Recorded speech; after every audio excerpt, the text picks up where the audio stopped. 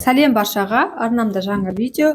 Бүгінгі видеода пияздың денсаулыққа 5 пайдасы жайлы айтатын боламын. Ендеше видеоның соңына дейін тыңдаңыздар. Елімізде көп тараған көкөністердің бірі ол пияз. Кей аймақтарда оны сарымсақ дейді. Онсыз тамақ жасалмайтын сияқты көрініп тұрады кейде. Пияз адамға пайдалы дегенді көп естідік. Ендеше осына көкөністің қандай пайдасы бар екен, соған тағы бір тоқталып өтсем. Антиоксидант. Пияздың құрамында флавоноид сынды өсімдік тектес химиялық заттар мол. Пиязда 25-тен астам флавоноид тектес және күкіртті заттар болады. Бұлар антиоксидант қызметін атқаруға көмектеседі.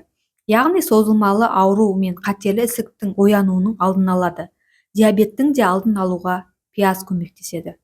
Жүрек жұмысы. Жоғарыда айтылған флавоноид жүрек ауруын басып, басқа да қан жүрек ауруларын алдын алуға көмектеседі.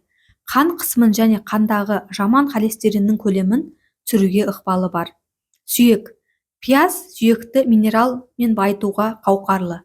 Адам ағзасында қышқылдану процесі жиі жүріп, содан сүйектегі минерал заттар шайылып, сүйек массасы азайып кетуі мүмкін. Ал пияздың құрамындағы антиоксиданттар ағзадағы қышқылдану процесін айтарлықтай төмендетеді. Содан сүйектің беріктігі тұрақты болады. Ішек жұмысы. Пияздың құрамындағы жасұнық баяу қорытылады. Кейде қорытылмай қалуы да мүмкін. Ал мұндай жасұнық пен ішектегі пайдалы бактериялар қоректенеді. Содан ішек жұмысы жақсарады.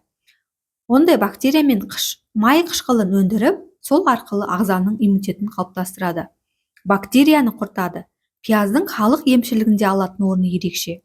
Онымен тұмауды, жөтел мен суық тиюді қайтаруға болады. Пияздың бактерицидтік қабілеті басым. Ағзаға түскен ішек таяқшасы көкірінді таяқша, стафилококк сынды патогенді бактерияларды өлтіреді. Құрметті оқырмандар, видеом пайдалы болса мен өте қуанышты боламын. Және сіздер жиі пияз қолданасыздар ма? Сол жайлы комментарияға жаза кетіңіздер. Сіздермен болған Сәуле, назарларыңызға рахмет.